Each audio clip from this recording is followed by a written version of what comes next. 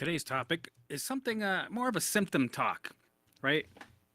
Um, and I've noticed that some people, when they have these new symptoms, it's usually the new ones that freak them out. Old ones are scary because it feels like you're starting over again, or you're missing something. Maybe you got to go detox, or maybe it was you didn't cross all your T's and dot your I's. So it makes you get that doubt likes to jump on that and really tackle you. But it's the new symptoms that are, they're totally new. So you're going to go through this period of catastrophizing, freaking out a little bit. And that's just the way it is, right? It's a part of the journey. And what I say is you kind of have to let it happen. You have to build a bit of a base to stand on. So get some of these catastrophes out of the way, the catastrophizing, sorry, out of the way, so you can build on top of it. And what are you building? You're building that leverage of indifference over time. So it takes time, right? So the first two times you have it, the first time it's the scariest shit. Second time, it's like, okay, I've had this before. It's still scary, right? It's probably still, and depends also on if you're researching, freaking out or not. Also depends how long your leverage is. If you're constantly freaking out, trying to figure it out, analyze, fix it, research it, you don't build that leverage. It's constantly like this, right? And it stays because it's able to get your attention. So it's gonna use that symptom to hold your attention, right? So it doesn't have to move. There's no point, right? It's got you where it needs you, right? So because it needs you to do the work, it needs you to bring those allostatic loads down because you're in a emergency state, not perceived danger, but real danger. So it's got to get your attention. So what are alarms for? What's the point of an alarm? The point of an alarm is to be acknowledged, right? To heed the sirens of danger, danger, right? Over the years, right? We're here now. This is our new zero. So this is going to happen. You're going to get new symptoms. And some of these new symptoms that I had were really, really, really scary.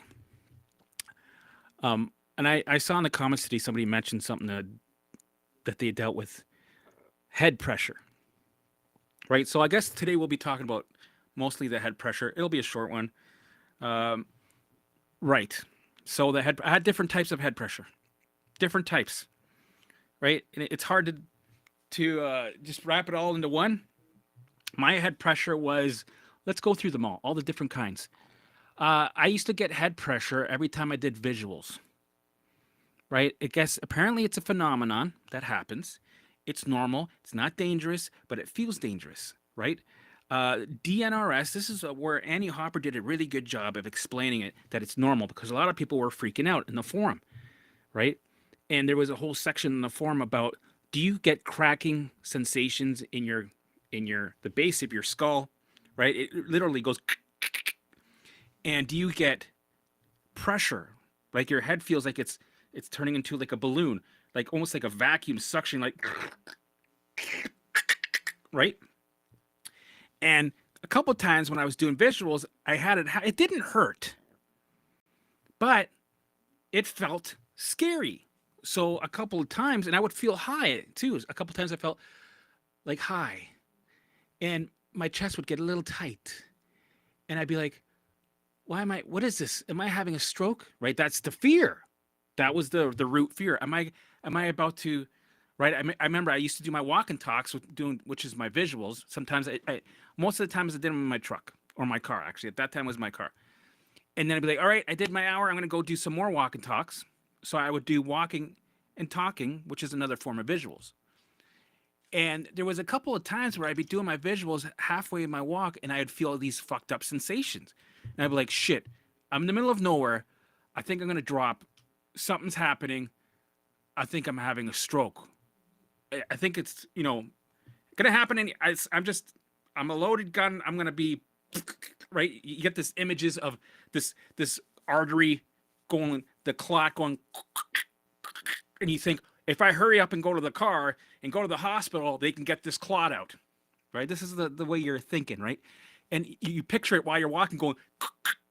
So you're thinking, how can I stop this? How can I buy? I need to buy some time, right? So then when you're going through that and you're freaking out, you're putting gasoline on the fire, and it feels very real, right? It feels very, yes, that's what it is. I have a catastrophizing thought. I let myself get out of control, right? And there must be some sort of blood clot that's going to go to my brain, and then, and I'm going to go fall on the trail. Nobody's going to be around, right? They're not going to be able to save me. I'm going to heaven soon, right? So I had those. I would go to my car. I'd sit there, have a little freak out. It feels like the time is standing still. You feel like a jolt going boom. This is it, Helmut. Okay, this is it. Okay, let's just surrender, man. We're transitioning to the other side, right? Maybe leave a little note, right? I love you. Like, I love you. Please know that. Shit, how do you spell that? Is it there or there or there? Fuck it. There. Maybe it's right. So you're going through the motion, and then nothing happens, and it passed. Shit. Okay.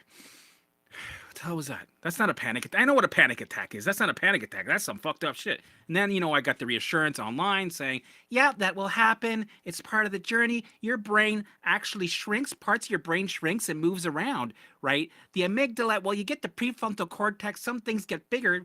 I'm like, okay, yeah, that makes sense. Okay, so it happened again a couple more times. I still freaked out a little bit, but eventually, every time it happened, around the 10th time, I was like, oh, yeah, bring me more. Hallelujah. I love this. Yes. Right? I would laugh. It would make me giggle. Right? I'd be out there doing the visuals, and I get this weird sensation where my head felt like a balloon, and I'd have cracking sounds. I'm like, yes, I love this. Oh, it feels so good. Right? And I moved through it, and it came back a couple times, but eventually it was not a big deal. Right? Because I built that leverage of indifference. I got the answers I was looking for, blah, blah, blah, blah, blah, blah.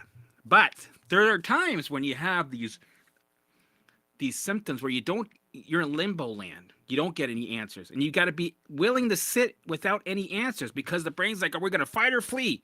We need answers right now, because this could mean, right, that because my job is to keep you alive, this could mean that the liger is going to eat you, and we lost, and we failed you, right? We can't have that happen. So another head pressure thing that I had, and I had head pressure on and off that was different. It was food sensitivity head pressure. I felt like flu-like symptoms with head pressure. I felt a little bit high, tight chest, trouble breathing, right? But I didn't really have trouble breathing, but it felt like I had trouble breathing. Right? Just like when people say, I had weakness in my legs, I had weakness in my arms. It's not really weakness. You think it's weakness because that's what you Googled, because it said weakness, right? And it sounds exactly like it. It's more like fatigue, right? Muscle fatigue, which makes sense. If you're in a state of survival, state of fight or flight, running that program constantly, right? These things are going to manifest. Things are going to pop up. Another one of my head pressure things was, I've talked about this a lot, where my speech started to slow down, right? All of a sudden go, oh, man. My thinking started to slow down. My memory went away. I remember there was times where I was activated so severely that I had to pull over because I didn't know how to get home. And I was literally down the street, right? Same street I've driven every day, lived there for 5 years.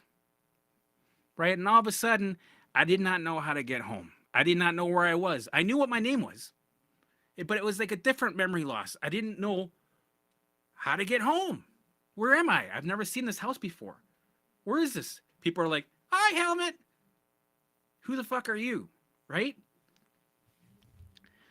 But eventually, and I would sit there going, what the hell's going on? The right side of my body would go, it felt like it was going slower. And I felt like I had pressure in my chest, right side of my body. My hand was going slower. Speech is slowing down, right? I can't remember where the fuck I am. And it went right to my leg, right? My leg felt like there was like a pulling sensation, like oh man, I think I'm having a stroke. I think I'm going to end up having this. after this. I'm going to have one of these situations, right? Or this side, or I'm going to be, right? Or I'm going to be like, that's what it felt like. I felt like I was having this pressure pulling, going, fucking scary. So with the head pressure, right? And the first time I felt that, I was like, what is going on? And that one lasted a week. A week. So you can imagine the first time I experienced that, how I was sucked into my thoughts, my looping thoughts, the catastrophizing about it, right? The catastrophize, fries that are with, usually you get some gravy, stuffing, cranberry sauce, a little bit of turkey and peas, a little bit of sweet potato, and corn. Yes. That's like that's Christmas fries, right? Anyway. So the first time I dealt with that, it lasted a week. I thought for sure there was something went off here, right? Something burst. I was going to go be one of those people in a wheelchair or fucked up.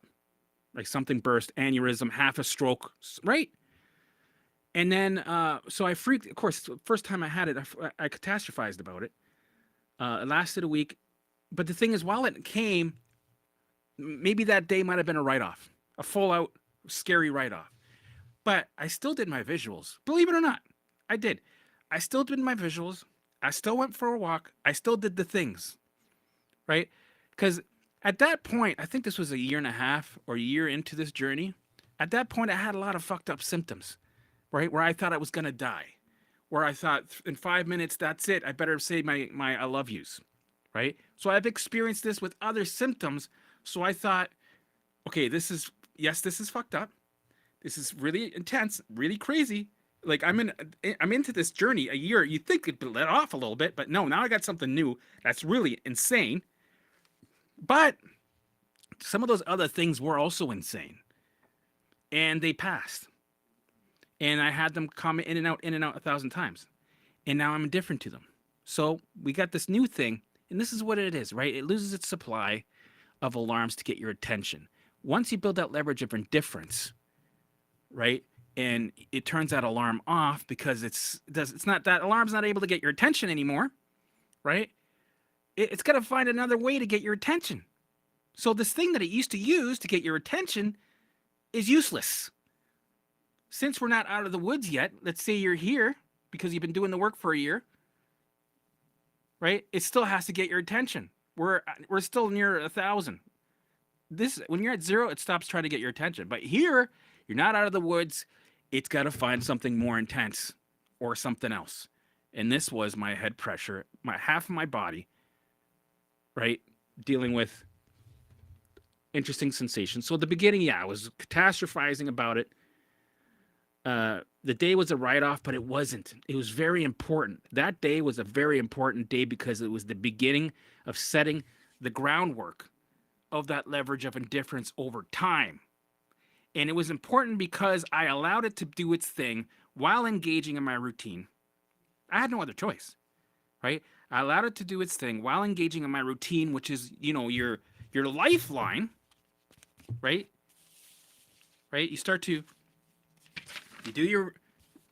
You go, okay, well, right now I'm having this symptom. I know it's mind body, but it feels like I've been down this road before. I have enough training to spot and understand what to do. So I'm just going to do what I'm supposed to do with the methods.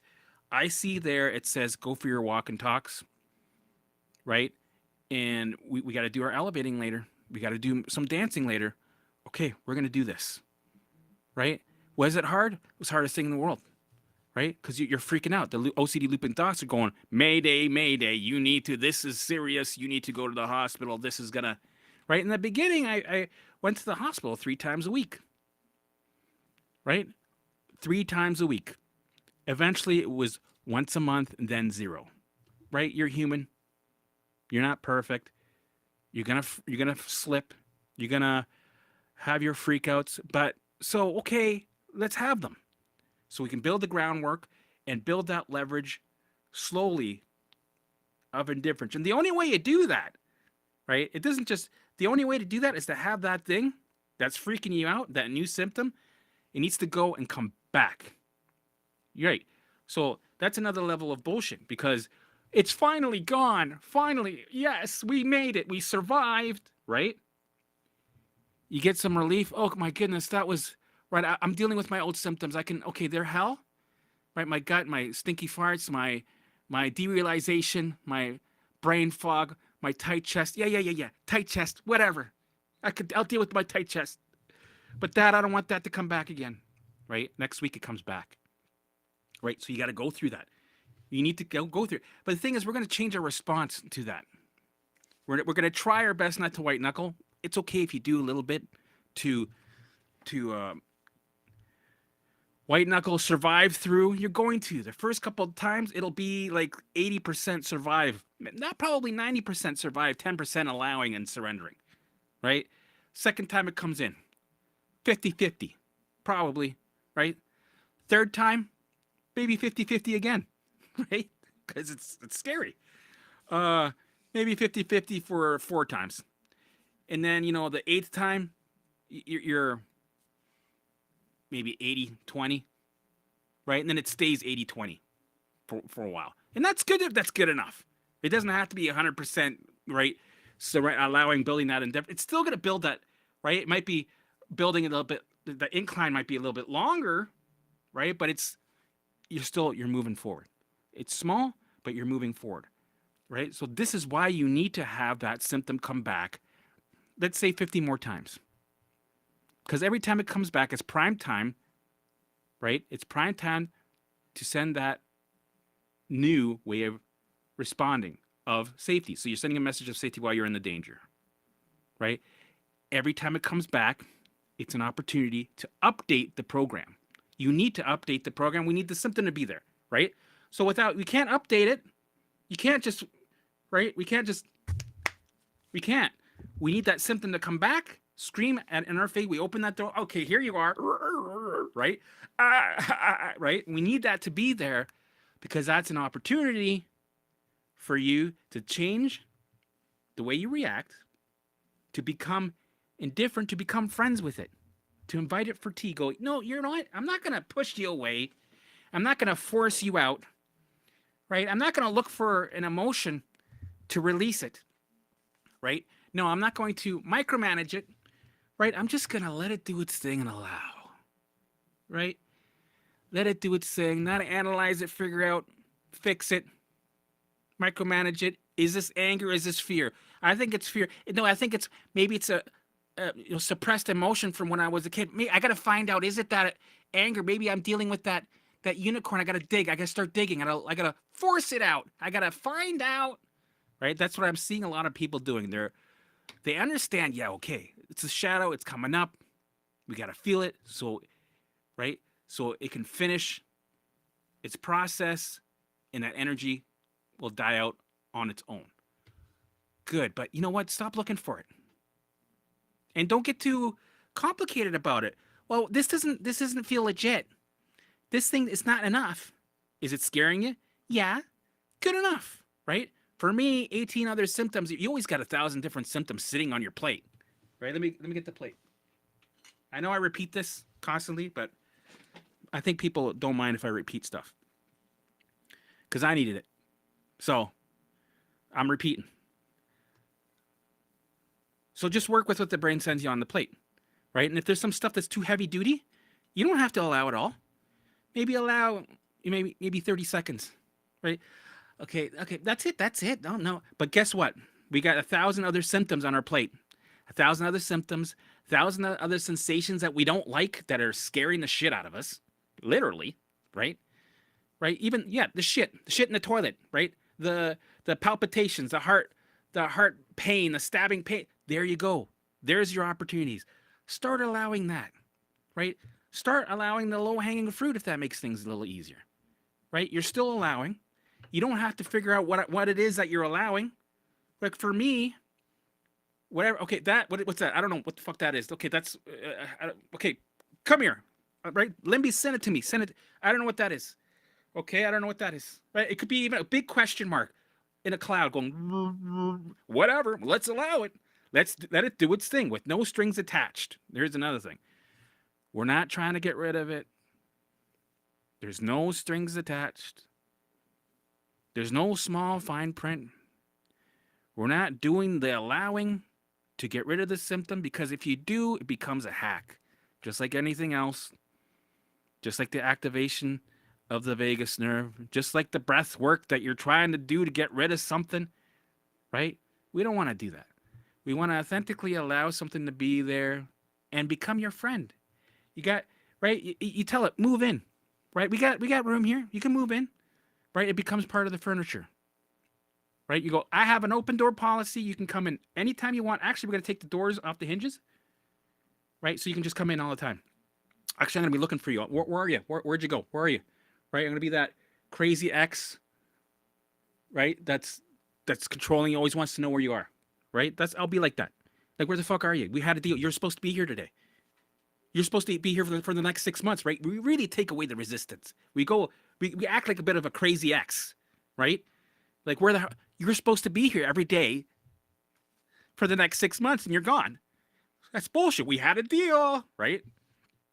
That really tells the brain, right? You're really sending the message of safety and you're taking away the resistance. You're not going like this, right? Because what we resist persists. We know that. So instead of going like this, we're going like this.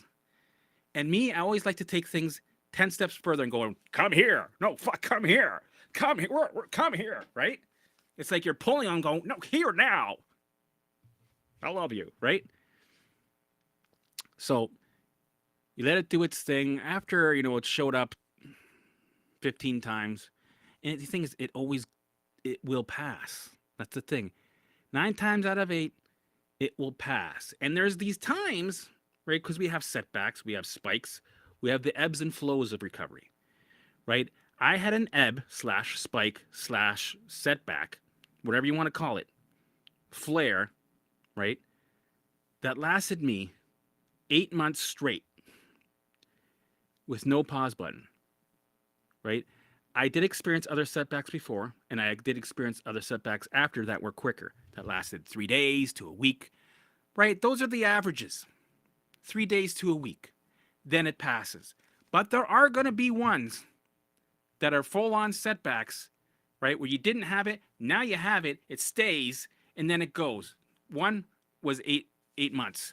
It was a combination of OCD, relentless OCD, second by second, and some sensations that came along with it. It just wouldn't fuck off, right? And of course, there's also the rotating menu alarms where they go every day, maybe once to 3 days. They'll go in 3 days or they'll go the next day. Then you got the 5 or 6 big alarms that linger up through the whole journey, right? So for me, it was gut issues. It lasted to 3 years fully. And then it lifted, right, the IBS, ulcerative colitis, mast cell activation, food sensitivity issues that I had. They hung around for the 4 full 3 years, right? Different stages, right? That I started having, the flares were not as severe near the end. Of course, that was great. What else? Pelvic floor, muscle pain, full 3 years. Needed that. Morning anxiety, OCD, morning anxiety and OCD, full 3 years. The OCD really started after that first 8-month mark. And then it went away 3. So that's what? How long is that? Right? Almost 2 years? 2 and something? Maybe? Yeah. So, but then you have these special sensational, right?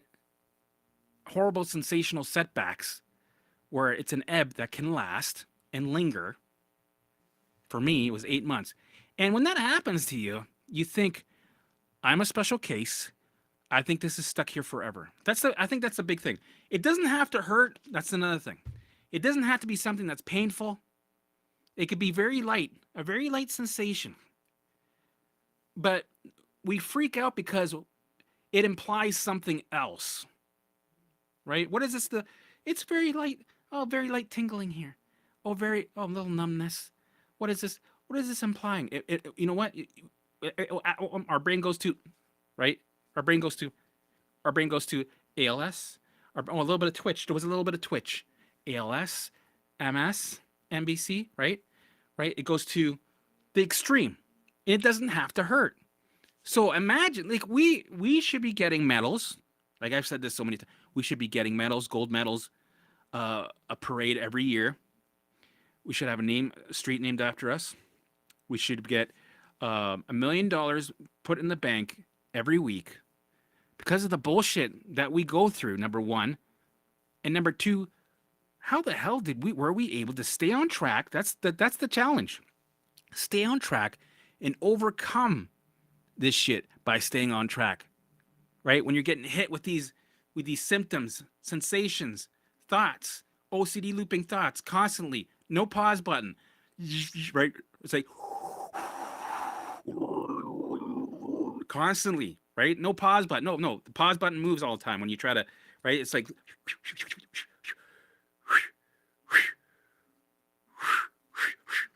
got you.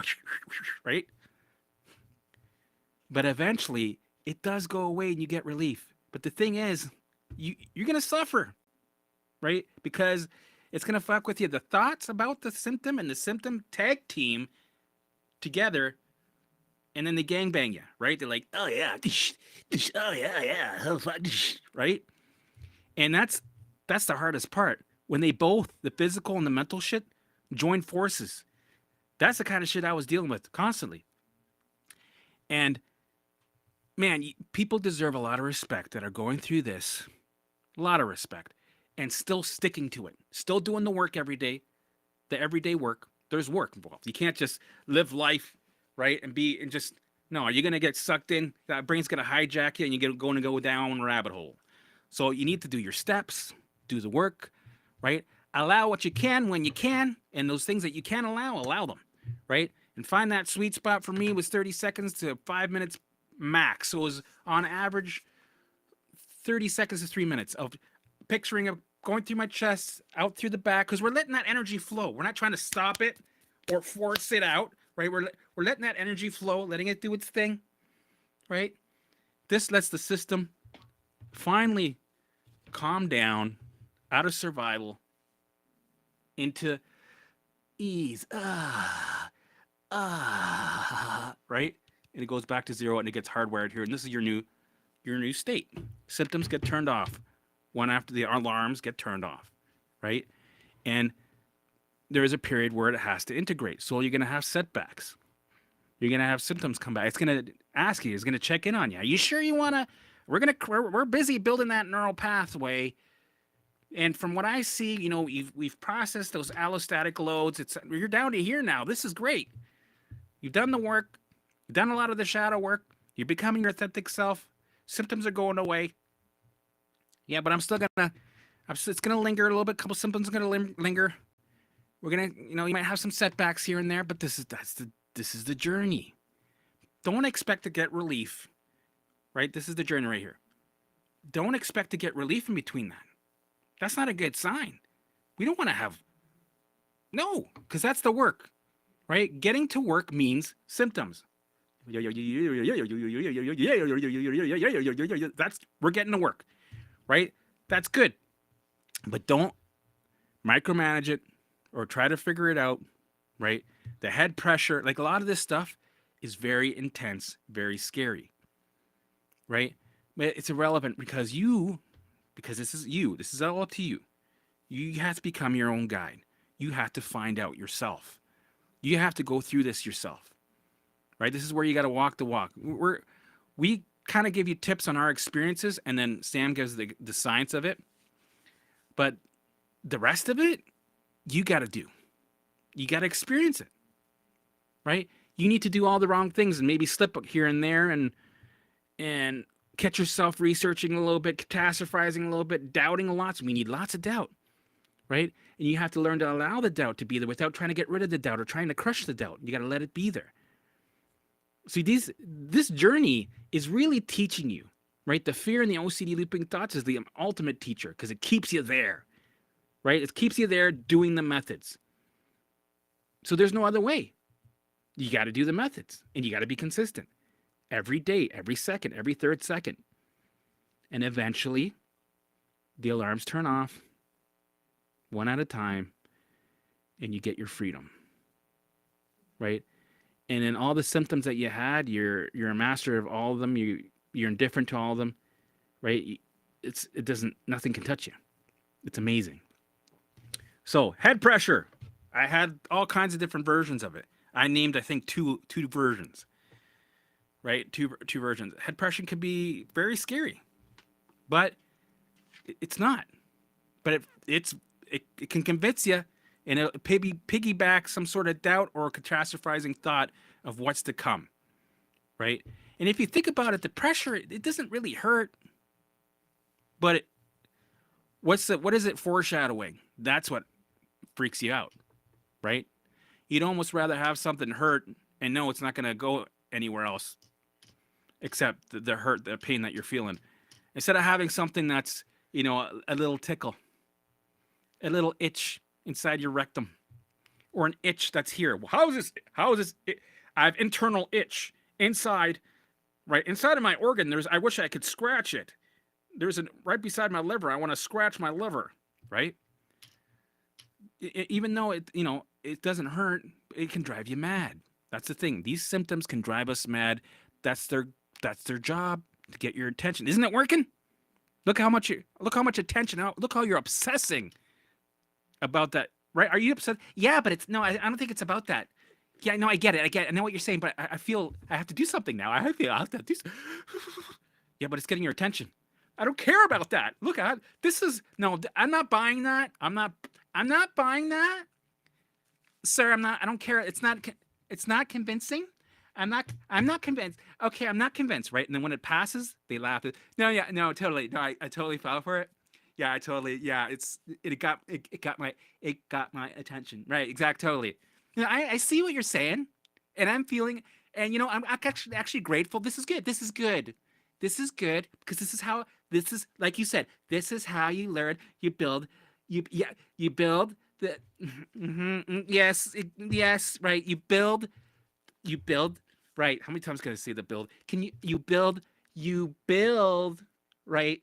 You build the history, right? When you go back, you learn.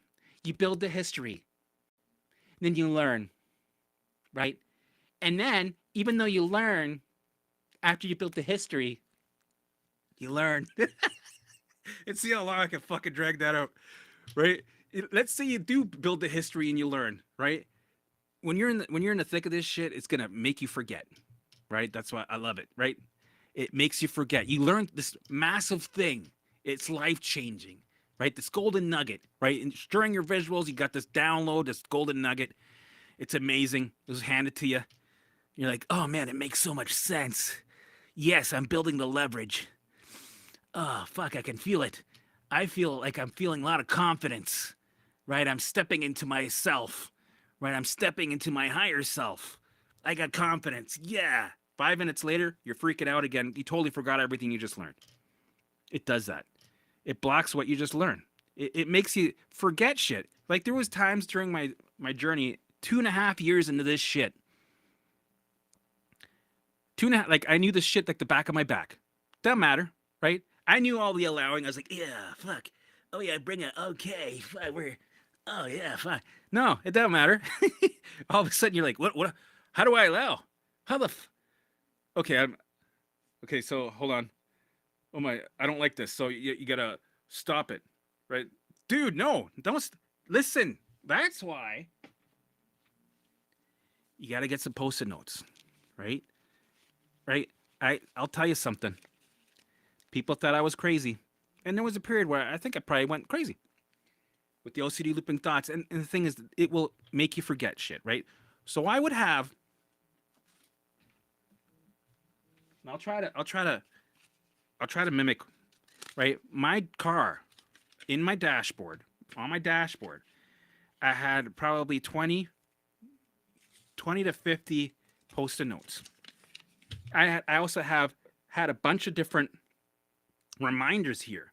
And it came to a point where I didn't care if somebody looked at me. They'd look at my hand, or my my wife would like, yeah, so you're putting reminders there again. Yeah. Helmut, what is that again? What are you, crazy? What are people going to say? Helmut, you don't need to do that. What does that mean? Oh, it's grocery list. What does allow mean? Why is there an X and a 0 there?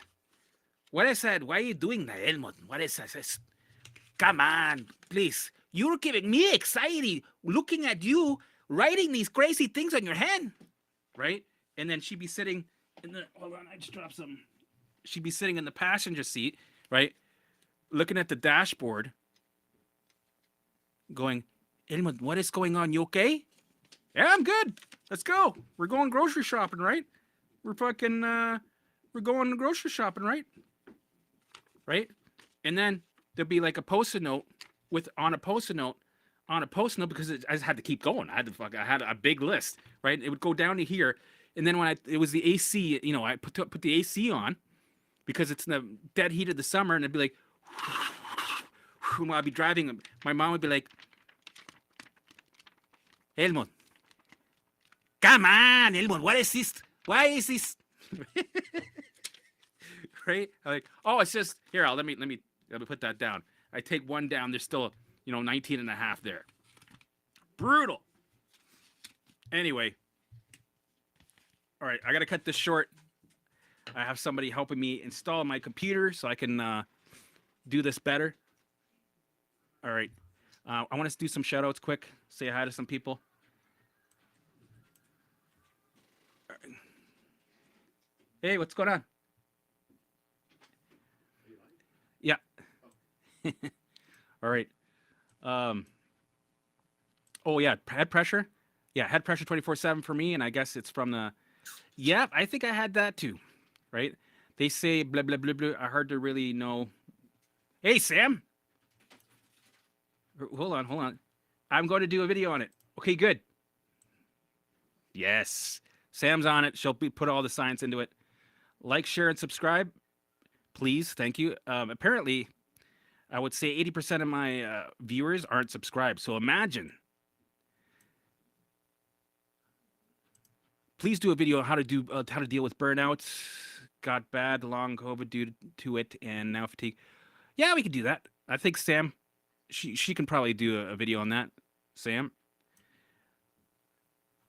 Okay, here we go. Tawny.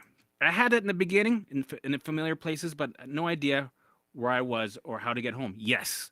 So I had that happen to me probably 10 times where I didn't know where the fuck I was.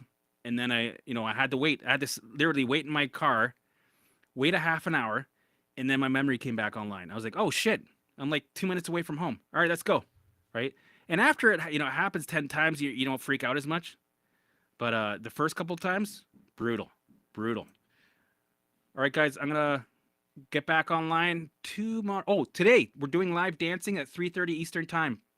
So if you want to get out there and get uncomfortable, please join. Please. All right, guys, get out there and get uncomfortable.